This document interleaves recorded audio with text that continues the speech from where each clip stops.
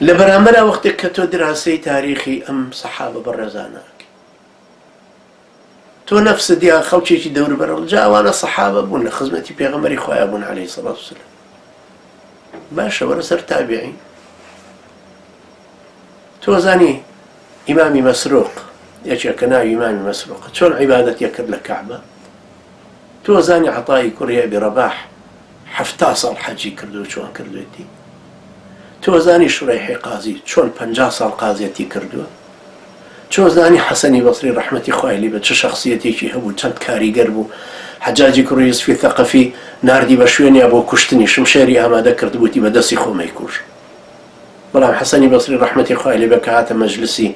حجاجي كرويس في ثقافي وحجاج لبري هستا فرموي بيو عرزي يا ابا سعيد فرمو رئير تنيشت خوي بو تشولك خلق همي تعجب يعني كده بانجي كابو كشتن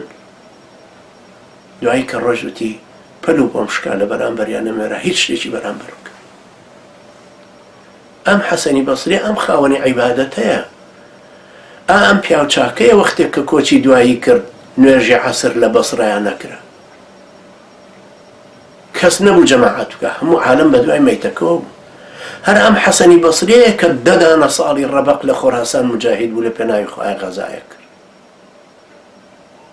بوچی ناشه شخصیت من وکو شخصیتی ام حسنی بصری پروردگی تو بوچی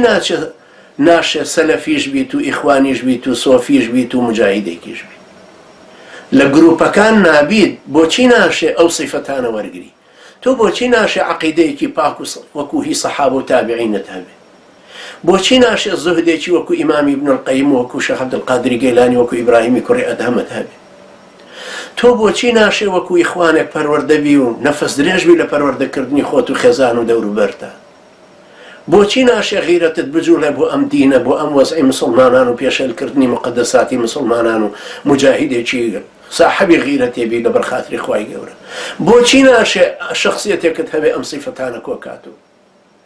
بۆچی ئەو سەحابە بەڕێزانە کە مەدحەکرێن ئەڵێن فرسان النهار ورهبان الليل سوارچاکی ڕۆژن و پیاوچاکی شەوانن کە شەو نوێژەکانیان بەو شێوەیەکەن تۆ محەممەدی کوڕی واسعت بینی و لە جیهادەکەیە چۆم و بە ڕۆژ شەوانیشی چۆن عیبادەتیە کرد تۆ ئیمامی شەعبیت بینی و لە عیلمیا چۆن بوو چۆن نەیگەیاندەوە بە خەڵکی تۆ ئیمامە بەڕێزانت دراسە کرد و دراسەیان کە بزانە خۆت چەند بچووکی خۆمان لە گەورەی ئەوانە ئەبینینەوە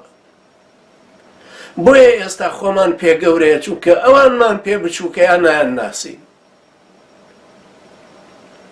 ئەمەش یارمەتی دەرەبێت لەوەی کە ڕیابازیەکەت حەلکە